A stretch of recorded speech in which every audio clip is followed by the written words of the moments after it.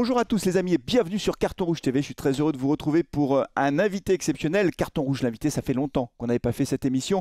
Et j'ai le plaisir d'accueillir aujourd'hui Bernard Lyons. Bernard, bonjour. Salut à toutes, salut à tous. Merci Bernard d'avoir accepté l'invitation. Je rappelle que tu es grand reporter à l'équipe, mais pas que, puisque tu es aussi écrivain. Et on en parlait en préparant cette émission. Tu viens de sortir ton 11e livre. Oui, vous avez bien entendu, 11e livre. Est-ce que tu peux nous en dire un mot, Bernard? Parce qu'en plus, c'est pas un livre comme les autres cette fois. Ouais, c'est comme une équipe de foot, mais c'est pas fait exprès. Donc alors, j'ai pas la prétention d'être romancier ni un écrivain, un auteur, et je me suis fait un petit pas de côté, je me suis fait un petit pas de côté avec ce livre. Derrière le dernier vers, l'édition en exerce, c'est un roman qui raconte l'histoire de quatre jeunes qui se retrouvent tous les vendredis soirs en Seine-Saint-Denis dans un bistrot qui s'appelle Les Copains d'abord, chez GG, un vieux tenancier breton.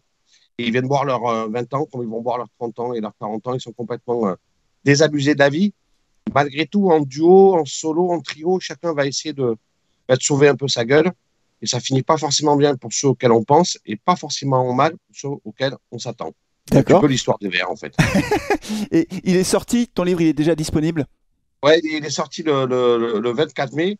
Alors, n'y voyez aucun clin d'œil à la S Saint-Étienne, puisque le titre, le dernier vers heureux, c'est-à-dire E2RE, c'est de mon éditeur, mais c'est vrai que j'ai bien aimé aussi parce que ça renvoie un petit peu à la S Saint-Étienne. Et puis, pour une fois, à une actualité heureuse de la S Saint-Étienne, Mais, doublement heureuse. Le mais club a oui, enfin été vendu et le club est enfin de retour chez lui en Ligue 1.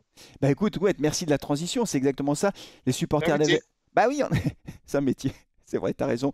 On a vécu une semaine de fou en fait, à la fois la montée, on va en parler rapidement de la montée, et puis surtout on va parler de l'avenir, le rachat du club, et puis peut-être le mercato. Ça a été quand même un scénario fou, je sais pas comment tu as vécu ce match, mais c'est vrai que Wadji qui rentre, qui marque 117e minute, alors même qu'on avait démarré le match avec ce 2-0, franchement, moi en tout cas en tant que supporter, en tant que simple supporter, je m'étais mis dans la tête mentalement, inconsciemment, le fait que on n'allait pas y arriver, qu'on allait perdre au tir au but ou un truc de raccro, en plus avec un arbitrage qui nous a pas trop arrangé.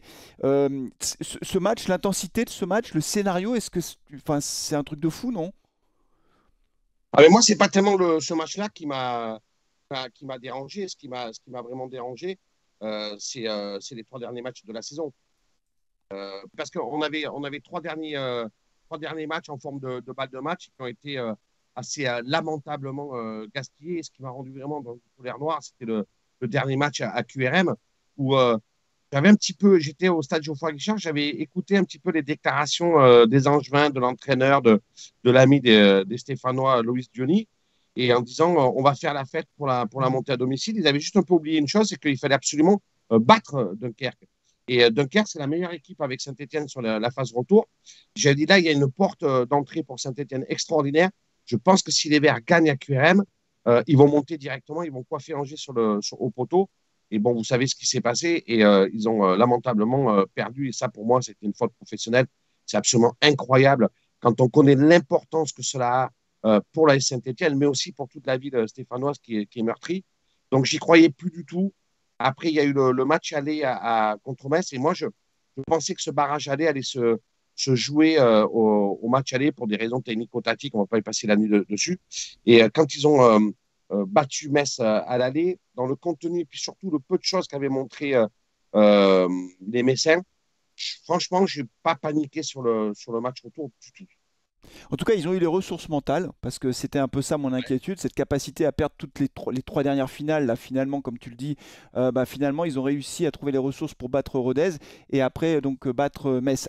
Et puis donc après, il y a eu cette annonce de la reprise du club. C'est toi, c'est l'équipe, c'est toi qui sors l'info. Tu peux nous rappeler d'ailleurs quand est-ce que tu commences à en parler de ce rachat potentiel et de Gazidis qui est dans la boucle?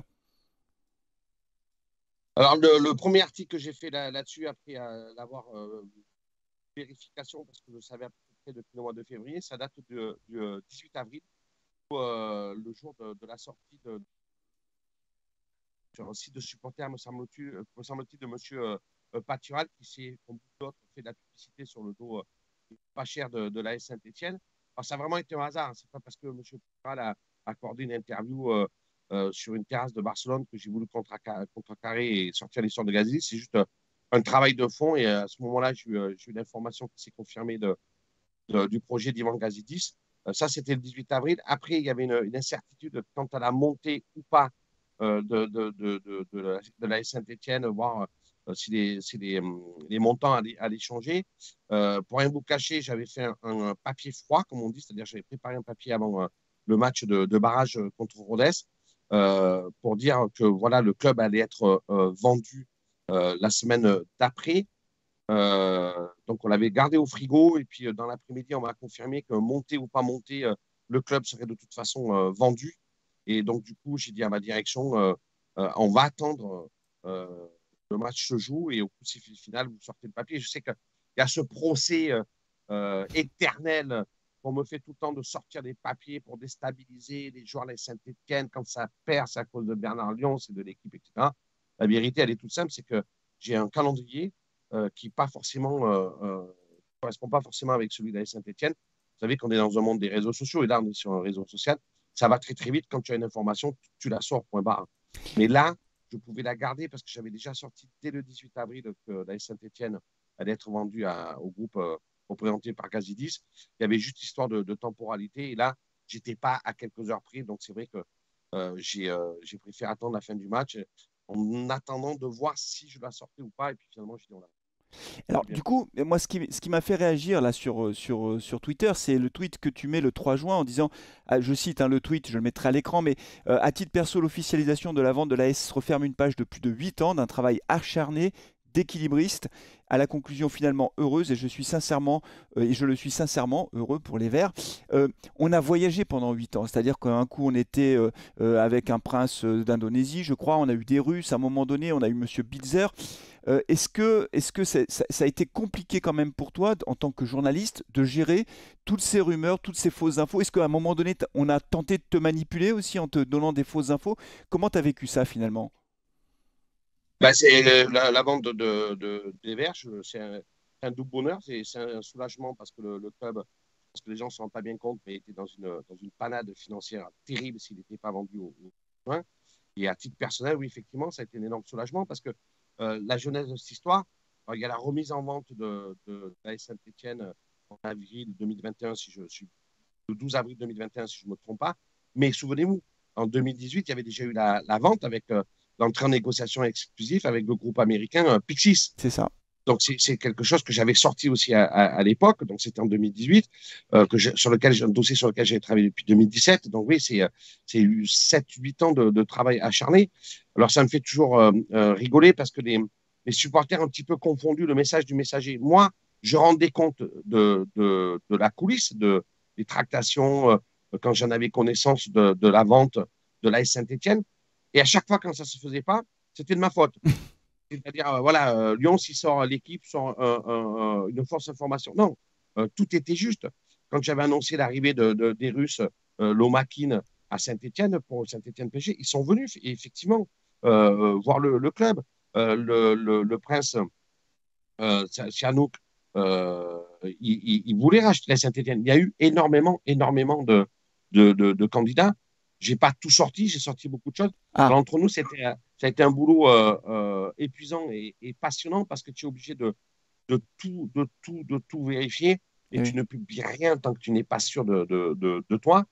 Et ça m'a permis de voyager aussi dans un monde un peu différent, dans le monde des apporteurs d'affaires, dans le monde des cabinets noirs, dans le monde de la finance, de découvrir tout un process. Alors, j'ai une formation de juriste, donc j'arrivais à peu près à suivre, mais c'est extrêmement complexe. Je pense que les gens se rendent pas bien compte de ce que c'est d'acheter ou de vendre un club de football. Il y a toute une série de process sur l'origine de l'argent, la provenance des fonds, des repreneurs, sur leur viabilité, leur crédibilité, l'étude de toutes les pièces comptables, administratives et juridiques d'un club. C'est un travail colossal avant de rentrer dans la négociation finale, où là, tout est touché. Et moi, ça m'a passionné. Et Et ça m'a autant passionné qu'épuisé. Mais oui, épuisé, je veux bien le croire. Mais est-ce que tu dirais qu'il y avait vraiment eu beaucoup de repreneurs qui étaient vraiment intéressés par la l'AS Saint-Etienne? Pour le dire autrement, est-ce que la marque AS Saint-Etienne, est-ce que le club de la l'AS Saint-Etienne a suscité des appétits et des convoitises très importantes? Parce que c'est vrai qu'on avait du mal à y voir clair entre les vrais repreneurs, ceux qui étaient. Enfin, à un moment donné, on était complètement perdus. Est-ce que tu dirais que l'AS Saint-Etienne a vraiment suscité beaucoup de convoitises? D'intérêt, j'aime pas trop le mot convoitise. Oui, de l'intérêt. Alors après, c'est toujours la même chose. Quand tu mets un bien en vente et que tu n'arrives pas à le vendre, il faut se poser la question, est-ce que ce n'est que de la faute des acheteurs? C'est aussi un peu de la faute des vendeurs. C'est ça la vraie question. Et moi, j'ai eu le sentiment quand même qu'il y a eu un peu des deux, c'est-à-dire qu'il y a beaucoup de candidatures exotiques, euh, folkloriques. Vous savez, Ouais. j'ai sorti les mémoires de Gervais Martel, son autobiographie au mois de novembre. Et Gervais, dans son autobiographie, il raconte comment il a sauvé le club en parcourant le monde pour essayer de trouver un repreneur. Et là, tu tombes sur des gens extravagants, sur des charlots, sur des bonimenteurs, sur des gens sérieux, mais qui ne veulent pas aller dans le foot, etc. etc. Bah, la vente du club de la Saint-Etienne, ça a été la même chose. Il faut arriver à trier les dossiers de candidature et c'est extrêmement, extrêmement compliqué. Mais il n'y avait pas de deadline. C'est-à-dire que, en fait, le club était à l'époque en Ligue 1, le club fonctionnait plutôt bien. Même quand le club s'est cassé la figure en Ligue 2, il avait 2 ans à peu près où financièrement, il n'y avait pas de souci jusqu'à ce qu'il remonte en Ligue 1. Là, j'étais convaincu que le club allait être vendu parce que il n'avait pas les moyens financiers de repartir à partir du 1er juillet. Et d'ailleurs, je me souviens dans des papiers, j'avais écrit que le club allait être potentiellement vendu au mois de décembre. Dans une interview publiée, c'était jeudi dans l'équipe, Bernard Cayasso, il explique pourquoi il confirme toutes les informations que j'ai sorties en disant que effectivement le club devait être vendu aux Canadiens, mais qu'au dernier moment, les financiers ont mis leur veto et c'est pour ça que le club a été vendu que 6 mois plus tard. Alors, Donc c'est très compliqué. Ce que j'essaie de vous faire ouais. comprendre, c'est que c'est extrêmement complexe à essayer. Moi, je ne veux pas tout vous dévoiler, mais Ah, c'est dommage. je me suis ouais, ouais, non, mais je me suis retrouvé à faire. Parce que les hommes d'affaires, les financiers, alors les journalistes, on prend le temps de déjeuner, mais les financiers, ils n'ont pas le temps. Je me suis retrouvé combien de fois dans des grands hôtels parisiens à des petits déjeuners à 7h30, 8h du matin, parce que les gens, ils n'avaient pas le temps, que leur heure de parole, ben, ils le facturent d'habitude à 300 euros hors taxe. Donc là, j'arrivais à les voir à titre officieux. Ben, ça a été quelque chose d'assez palpitant et incroyable. Et souvent, quand je regarde le jugement des gens ou les critiques, notamment sur les réseaux sociaux, je me dis, je leur en veux pas quelque part parce que je me dis, mais vraiment, ils n'y comprennent rien. Ils ont absolument aucune idée de ce que c'est. Est-ce que, Donc, est-ce que, est-ce que tu as eu le ouais, sentiment à un moment donné, parce que l'équipe, c'est une institution, enfin on peut dire ce qu'on veut, c'est le journal number one pour la presse, donc un journal d'influence malgré tout, hein, c'est dans le sport, tous les dirigeants sportifs lisent l'équipe tous les jours, moi je suis abonné à l'équipe, on lit l'équipe, donc ce qui sort dans l'équipe bravo. évidemment, ben oui bien sûr. Et donc, est-ce que tu as eu le sentiment à un moment donné que tu pouvais être, il y a eu des tentatives d'instrumentalisation, tu sais, Bien sûr. d'essayer de te faire passer des messages en se disant tiens on va dire ça à Bernard Lyons pour qu'il le glisse dans un papier comme ça Mais, mettra telle pression sur telle partie du club, etc. Tu as été au cœur de mais tout tout le ça, en temps. fait. Tout le temps. Mais tout le temps. Ah oui. Mais non, mais attendez, tout le temps. Euh,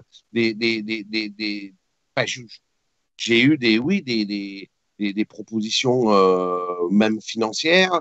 J'ai eu des postes qui m'ont été promis à la Saint-Etienne, mais par des étrangers, par des Français. Oui, tout le temps. Ah Moi, j'ai ouais. toujours dealé avec tous ces gens-là avec qui j'ai discuté, avec qui j'ai suivi les négociations. C'était les informations exclusives pour mon journal. Moi, j'ai une déontologie.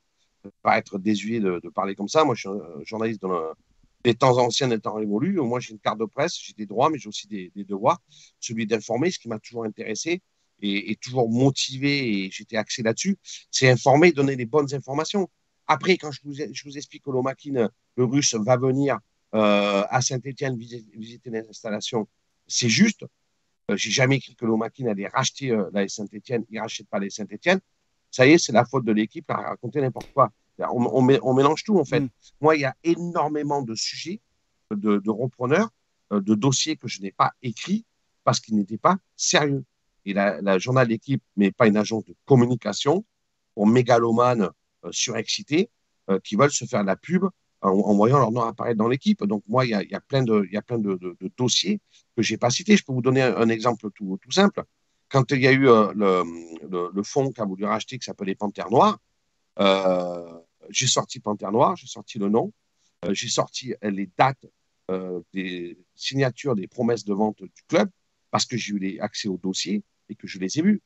Si c'était on te dit ça, on te machin. Moi, je veux dire, j'ai fait mon travail de, de, de, Vérification, de d'enquête, vérification et que j'étais pas seulement. d'investigation. Je vais même faire une confidence sur Casidis. Je vais même faire une confidence. J'ai un ami qui est en Angleterre qui m'a appelé au mois de janvier pour me parler de Gazidis. Ce qui est important dans mon métier, c'est pas ce qu'on te dit, c'est qui te le dit. C'est-à-dire, c'est pas l'information qui est importante, c'est la source. Et cette source-là était très fiable. Et vous vous rendez compte, au mois de janvier, on me dit que le président de Milan AC va devenir le président de la Saint-Etienne, 2 ans après. Je ne sais pas si vous vous rendez compte. Mettez-vous un peu à ma place. Je dis, Ouais, c'est pas possible. Alors, j'ai vérifié, recoupé, recroisé, machin, et ça ne s'est pas recoupé. c'est dingue, Donc, c'est fou. plutôt de sortir n'importe quoi, je ne l'ai pas sorti. Quitte à ce que je me fasse griller, mais j'étais pas assez sûr de mon info. Elle paraissait tellement incroyable qu'un mec qui a été big boss à Arsenal, président du Milan AC, 2 ans après devienne président de la Saint-Etienne, ça me paraissait complètement dingue. Mais la source était extrêmement fiable. Mais j'en avais qu'une. Ouais, t'as pas pu Donc, comme je recouper ne l'ai pas l'info, recoupé, quoi. Voilà. je ne l'ai pas recoupé. Donc, j'ai attendu jusqu'à ce fameux 18 avril où j'ai publié l'article, parce que 2 jours avant, j'ai une autre personne qui m'a rappelé, avec qui j'étais en relation et avec qui je travaillais depuis des années en relation tout à fait de confiance, qui me parle de Gazitis. Et là, les sources étaient complètement différentes. Et là, j'ai dit, c'est quand même assez étonnant. J'ai sollicité une troisième source qui me l'a confirmé. Donc, à partir du moment où c'était vraiment des pays différents, des sources différentes, des origines différentes, là, j'ai fait le papier, je l'ai sorti. Moi, si tu veux, juste pour l'anecdote, mais je comprends tout à fait ce que tu dis, parce que moi j'ai fait une vidéo au mois de février où je dis la vente approche, et je dis dans cette vidéo que la vente va se faire à la fin de la saison, et qu'en fonction de Ligue 1 ou Ligue 2, le prix sera pas le même. Parce qu'en fait, j'avais des infos, moi pas comme toi, mais j'avais des infos que j'avais pu recouper, trois infos de trois sources différentes. Et quand je sors la vidéo, en fait, il y a plein de gens qui m'ont dit arrête, t'inventes des histoires, etc. Donc ce que tu dis, je le vois bien et j'imagine bien ce que ça a été. Ça a été une aventure palpitante quand même. Quand je t'entends, avoir toutes ces infos à trier. Pour toi, en tant que journaliste, cette aventure de la vente du club qui a exaspéré les supporters, hein, parce que d'érection d'émission, on n'entendait que ça. Pour toi, en tant que journaliste, reporter, ça a été un truc quand même assez incroyable à vivre, j'imagine. Ouais, c'est pour ça que j'ai mis dans le tweet, c'est un travail d'équilibriste. Parce qu'il fallait. Moi, je ne suis pas dans les négociations. Mais j'ai des bruits qui me reviennent, j'ai des comptes rendus plus ou moins parcellaires. Il y a, comme vous l'avez dit tout à l'heure, cette part inévitable de manipulation que moi je dois arriver à démêler, de compromis que tu es obligé de faire. Enfin, c'est pour ça que c'est un vrai Ouais. travail d'équilibre. Et après, moi, j'ai eu une crainte pendant 8 ou 9 ans. C'est un, de me tromper. Voilà, de me tromper. Quand j'ai annoncé l'arrivée de Lomakin à Saint-Etienne, pour rien vous cacher, j'étais sur le parking devant l'entrée officielle des Verts. Et quand je vois arriver la voiture et que je vois sortir M. Lomakin avec ses conseillers, ben, j'ai été. Mais ça, c'est des petites victoires personnelles. Parce que j'ai dit, bon, ben, j'ai pas trop mal fait mon boulot, quoi que les gens en pensent. Et puis la deuxième, la deuxième crainte que j'avais, mais je m'étais préparé, c'était que quelqu'un d'autre que Hey. moi, par un hasard, voilà, sorte le scoop de l'info officielle de la vente à la bonne personne à Gazidis. Je me suis dit, là, ça fait 8 ou 9 ans de boulot. Je m'étais dit de façon très prétentieuse, bah, je mériterais de sortir moi, quoi, avec tout ce que j'ai fait sur la vente et je me suis pas trompé. Voilà, Menti, c'était ça. Et finalement, tout est bien qui finit bien, puisque j'ai sorti le bon nom au bon moment et tout le timing que j'ai annoncé était juste. et la SS tombe dans de bonnes mains. Ça, c'est quand même la cerise sur le gâteau, en tout cas ce que j'entends, ce que j'ai pu lire aussi dans l'équipe, et puis ce que j'ai pu chercher moi aussi de mon côté, c'est qu'à la fois du côté de Kilmer Group, Larry Tannenbaum, un vrai amoureux du sport, alors plutôt des sports nord-américains, NBA, etc., mais un vrai amoureux du sport, qui a vraiment une vraie fortune, qui a pignon sur rue, c'est pas un homme d'affaires douteux, et Gazidis qui a dirigé Milan AC et Arsenal, qui va apporter toute son expertise, qui va professionnaliser le club, c'est quand même la bonne pioche pour l'AS Saint-Étienne. Bah, c'est comme le dit l'ancien président d'un club de banlieue, Jean-Michel Aulas, Monsieur Gazidis, il est surdimensionné pour la Saint-Etienne. Je le rappelle, hein, c'est un des membres fondateurs de la MLS, Ouais. le championnat américain. Donc, il a été commissaire, en gros, c'est président. Il a été DG d'Arsenal pendant 9 ans. Il a été président du Milan, qui l'a repris alors qu'il était en 2019 au bord de la faillite. Il n'y avait pas de résultat. Il a complètement changé la politique sportive. Il a signé les finances du club et euh, 3 ans après, l'AC Milan est devenu champion d'Italie pour la 14e ou 15e fois de son histoire. Je veux dire, c'est une réussite sportive incroyable et incontestable.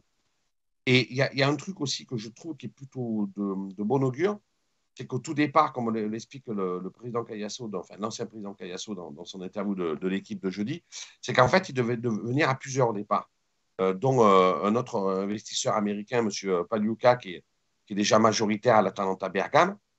Et en fait, ils ne se sont pas vraiment entendus. C'est pour ça que Tamemboum, M. Tamemboum a créé ce qu'on appelle un véhicule financier, c'est-à-dire le Kilmer Sport Venture. C'est-à-dire c'est une structure qui détiendra à 100% l'AS Saint-Etienne. Donc, il ne va pas y avoir de family office, il ne va pas y avoir 3, 4 actionnaires, comme ça peut être le cas, par exemple, avec M. Textor à Lyon. Là, c'est Larry Tamemboum qui est patron à 100%, tout seul, donc il fait absolument ce qu'il veut. Il a mis à la tête du club une pointure qui est Ivan Gazidis. Après, on va voir comment ça va s'organiser. C'est Ça ça, souffrait c'est la la question structure maintenant. juridique, la structure sportive, etc. etc. Mais c'est vraiment des pointures. Et moi, je suis extrêmement confiant. Alors, je vois les gens, ils disent, ouais, oui, mais bon, voilà. Ouais. Non, attendez, vous rigolez. Les gens n'ont pas compris qu'au 1er juillet, le club était mis financièrement à l'agonie. Voilà. Et Tu n'aurais pas pu repartir même en Ligue 1 ou alors tu serais reparti avec une équipe de nationale. Donc déjà, le club est sauvé financièrement par des gens qui sont du monde du football et par quelqu'un qui a une fortune qui équivaut à peu près à 3 fois celle de John McCourt à Marseille. Que demander de plus? bah rien en fait, c'est vrai que pour les supporters c'est vraiment un soulagement. Alors on va voir ce qui va se passer dans le papier de l'équipe toujours, hein. Il y a les fins de contrat qui arrivent, qui sont en cours de négociation, il y a des joueurs qui pourraient partir. On se dirige quand même vers un mercato assez agité avec pas mal de départs et, et des arrivées dont on n'a pas les noms. On sait par exemple que Irvine Cardona était prêté sans option d'achat. Est-ce que Irvine Cardona peut rester à la Saint-Etienne? Est-ce que des discussions sont en cours? J'imagine que Odo voudrait le garder parce qu'ils se connaissent très bien tous les deux, mais est-ce qu'on peut imaginer Cardona encore sous le maillot vert l'année prochaine? Ah ben, 2 choses de sûr. La première, c'est qu'au 1er juillet, il est plus sous contrat. Et la deuxième, pour moi, c'est que je ne vois pas quel club pourrait le mieux convenir à Irvine Cardona que la Saint-Etienne. Moi, je veux bien qu'il reparte à Augsbourg. Je me rappelle qu'il y a un mercato d'avant, c'est-à-dire pas celui de cet hiver, mais celui de l'hiver d'avant. Il avait refusé de venir à Saint-Etienne, préférant aller chercher, tenter l'aventure à Augsbourg en Allemagne, où il n'a pas joué. Il est resté en échec sportif pendant 1 an. Hmm. Là, il a tout. Il a le public avec lui, il a un style de jeu qui lui convient, il a un entraîneur qu'il a véritablement lancé en Ligue 1 il y a quelques années à Brest. Et il est adoré, c'est le chouchou des supporters. Et ça sera la première star de Kilmer Group en 1. Donc, et en plus, il veut rester. Donc, il n'y a aucune raison qui fait qu'il ne restera pas. Après, attention, il faut voir aussi, et là, les discussions sont en cours, donc on ne va pas aller plus vite que la musique. Là, les discussions sont en cours, il faut voir ce qu'ils veulent faire, Kilmer Group. Je pense qu'ils veulent. Déjà, ils ont gagné un temps précieux, donc vous Oui. savez que le temps, c'est de l'argent, en montant en Ligue 1. Ce n'était pas vraiment prévu. On l'a dit tout à l'heure au début de l'interview. Donc, ils ont gagné énormément de temps, donc énormément d'argent. Dans un premier temps, il va falloir sortir. Alors, je ne sais pas faire un jour à Stéphanois qui ont fait monter le club, mais il y en a un ou deux qui peuvent être titulaires en Ligue 1. Un ou deux, pas Donc, ça veut, plus. bah, je ne sais pas, c'est de mollet. Allez, Je sais dis-moi pas, l'équipe qui peut être. moi, bah, Larsonneur, je pense qu'il a sa place. Cardona, Ouais. s'il reste, bon Alors, voilà, mais Cardona. Larsonneur, quand il joue en Ligue 1, il a perdu sa place, on est d'accord. c'est- Donc, il n'avait pas de niveau. D'accord. Non, mais moi, je parle que de fait. Je Ouais, parle pas de ouais, tactique. ouais. Après, Moi, en joueur Ligue 1, je sais pas, Nadé, il a fait une très bonne saison. Est-ce qu'en Ligue 1, ça tient? Je sais pas. Nadé, L'Indé battu Bisinca, je sais Nadé, il pas. a fait une très très bonne saison, mais il est plus sous contrat avec Saint-Etienne. Oui, c'est vrai. Quand je te parle des joueurs, Oui, c'est là, on vrai, parle de c'est vrai, c'est business, vrai. d'argent. Il est plus sous contrat. Michael Nadé a été le meilleur, le moins mauvais défenseur de la plus mauvaise défense de France il y a 2 ans quand ils sont descendus. Je trouve qu'il a progressé quand même, hein. Alors, c'est en Ah Ligue ben en 2. Ligue 2. C'est en Ligue 2. Ah ben en Ligue C'est en 2. Ligue 2. Non mais attendez. Moi je vous parle d'un joueur. Non mais il faut savoir de quoi on parle. Soit vous me dites sur 4-5 matchs, c'est un joueur de Ligue 1, comme on a l'habitude de dire, il n'y a aucun problème. Moi, un joueur de Ligue 1, c'est un joueur qui est capable d'enchaîner les performances et d'être au niveau de la Ligue 1 sur une saison entière. Okay. Là, à l'AS Saint-Etienne, il y en a peut-être un ou deux. Alors, vous me parlez Nadé, manque de bol, il est sous contrat à Saint-Etienne. Cardona, on est tous d'accord, manque de bol, il est sous contrat à Saint-Etienne. Et après, tu as toute une série Mhm.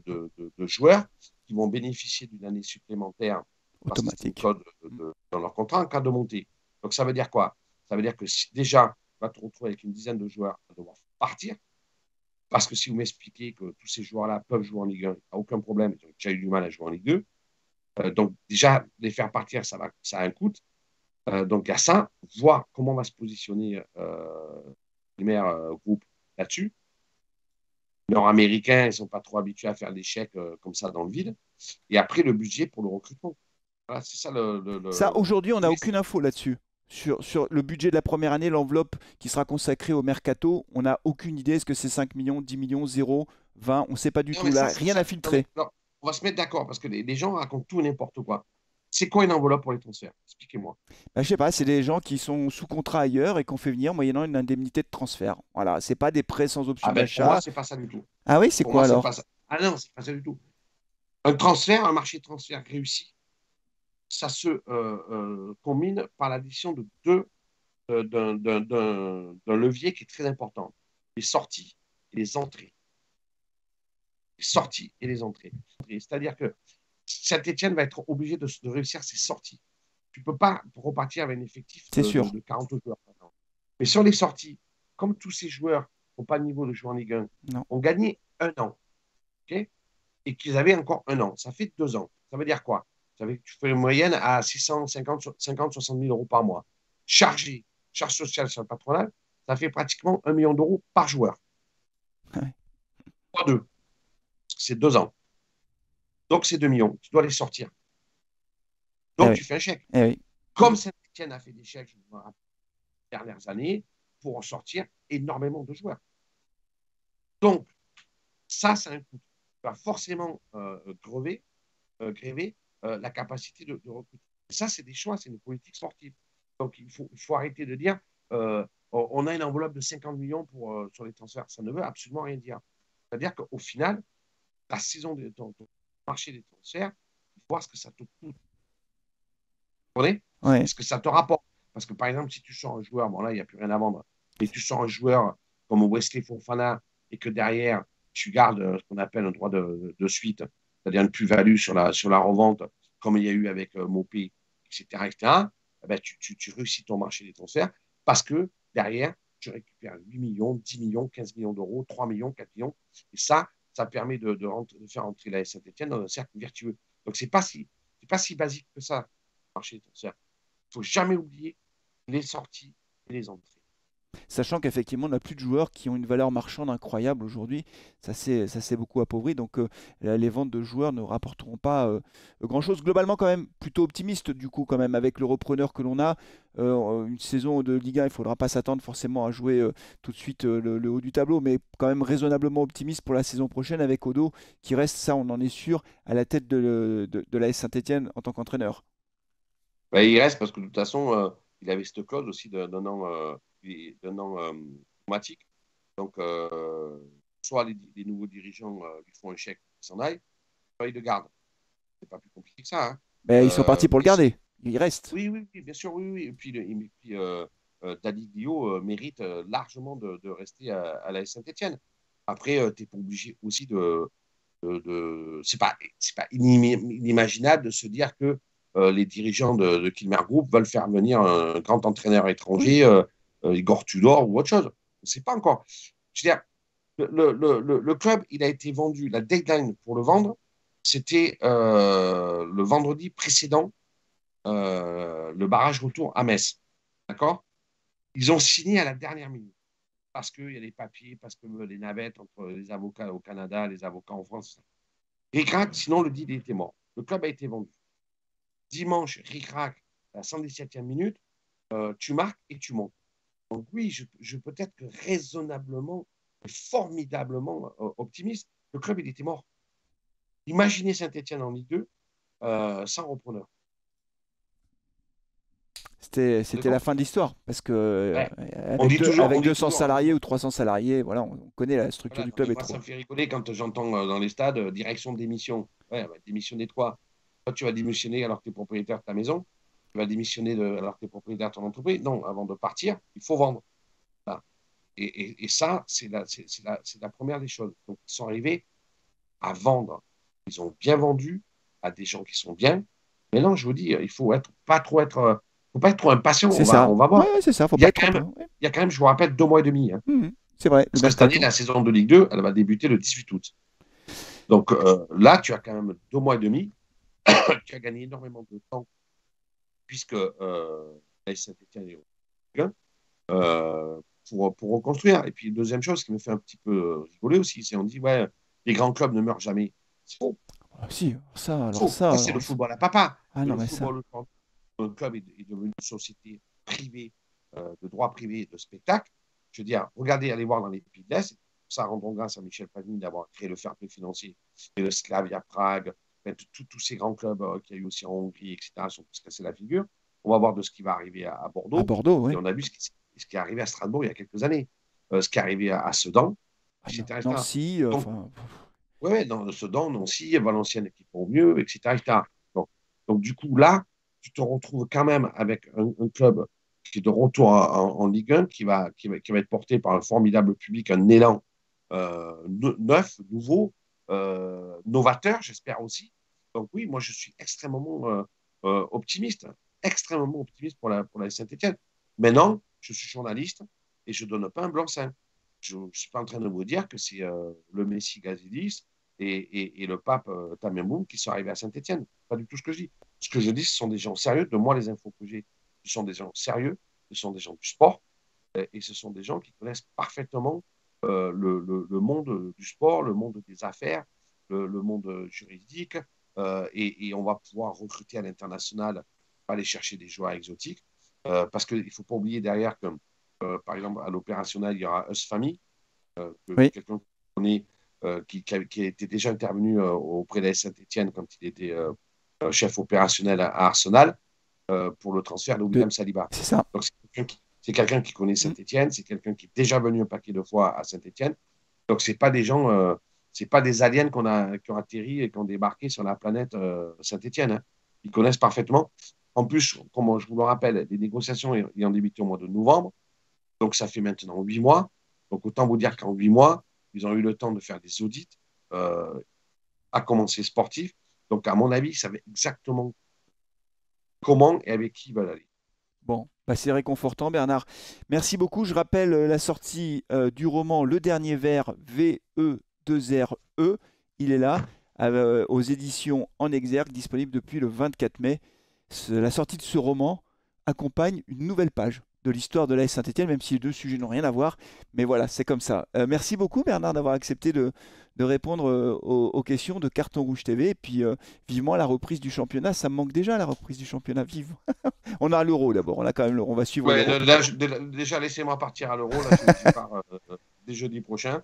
Bon, Et puis, on reviendra, on aura le temps de se lancer dans des nouvelles aventures stéphanoises qui, je l'espère, pour tout le monde, seront passionnantes. merci beaucoup Bernard et puis à très bientôt et on continue à lire l'équipe avec attention. En tout cas, moi, c'est mon cas tous les jours. Merci beaucoup Bernard. Merci à tous.